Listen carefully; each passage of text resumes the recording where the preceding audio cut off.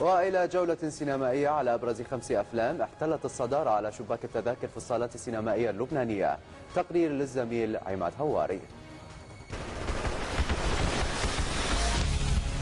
مساء الخير. مثل كل اسبوع بننقل لكم الاحصائيات الخاصه لافضل 5 افلام بالصالات اللبنانيه، وهالشيء بيصير من خلال اقبال الجمهور اللبناني وجنسيات مختلفه عربيه واجنبيه. هالاسبوع خروج لفيلم ستيب اب وفيلم جوينج ذا ديستانس ودخول لفيلمين جداد. ابقوا معنا. This is my favorite part. بنبدا بالتوب 5 وخروج لفيلم جوينج ذا ديستانس ليحل مكانه وبدخول جديد ليجند اوف ذا جارديان. You can breathe now.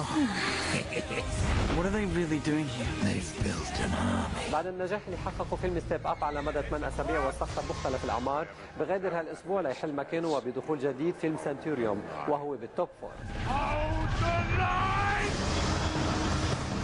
This is a new kind of war.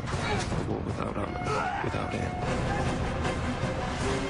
I know this enemy well.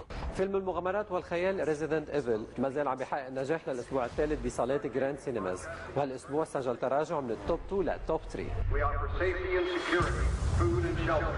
But I could find only one. Claire, who did this to you? Umbrella.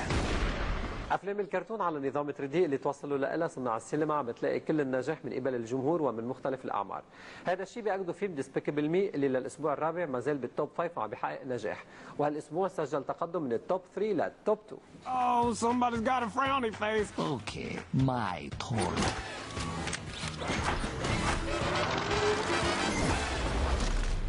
Knocked over. It's so fluffy. بنوصل للتوب 1 فيلم ايت براي لوف للممثله جوليا روبرتس للاسبوع الثاني بالتوب 1. You want to go away for a year? I used to have this appetite for my life and it is just gone. I want to go someplace where I can marvel at something.